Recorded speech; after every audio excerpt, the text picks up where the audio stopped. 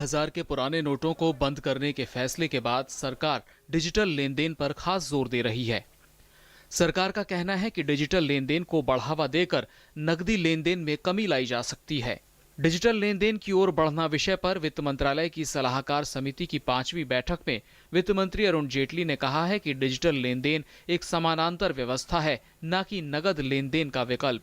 उन्होंने कहा कि नगद लेन देन का सामाजिक आर्थिक असर पड़ता है और डिजिटल लेन देन को बढ़ावा देने के लिए कई कदमों का ऐलान किया गया है। इस बीच नीति आयोग का ऐलान लोगों के लिए नई खुशखबरी लेकर आया है। नीति आयोग ने आम ग्राहकों और व्यापारियों के लिए अलग अलग लकी ड्रॉ योजना का ऐलान किया है।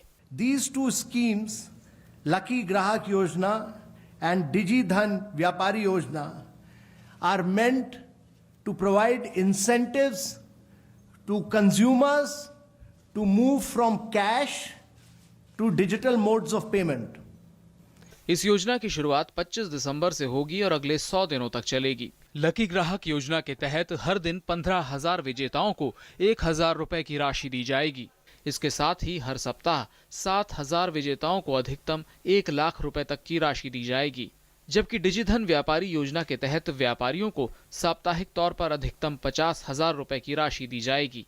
योजना के अंत में मेगा ड्रॉ किया जाएगा और 14 अप्रैल को मेगा अवार्ड के रूप में 1 करोड़ रुपए की राशि एक ग्राहक को दी जाएगी। इसके साथ ही व्यापारी वर्ग में ये राशि 50 लाख होगी। इस योजना के दायरे में ऐसे डिजिटल लेन देन आएंगे जिनकी राशि 50 रुपए से अधिक और 3,000 रुपए से कम हो।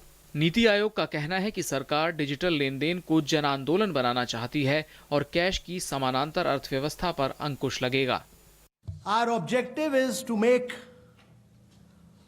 digital payments a huge mass movement in this country. We do not want that as money comes in, we give rise to another parallel economy. गौरतलब है कि वित्त मंत्रालय ने डिजिटल तरीके से पेमेंट करने पर पहले ही कई तरह की छूट का ऐलान किया है। पेट्रोल की खरीद से लेकर बीमा पॉलिसी के प्रीमियम का भुगतान हो या फिर रेल टिकट की बुकिंग, तमाम तरह की सहूलियतों का ऐलान किया गया है, जिससे से ज्यादा लोग डिजिटल उपायों के जरिए लेन देन करें। शैलेंद्र मिश्र की रिपोर्ट, डीडी न्यूज़, दिल्ली।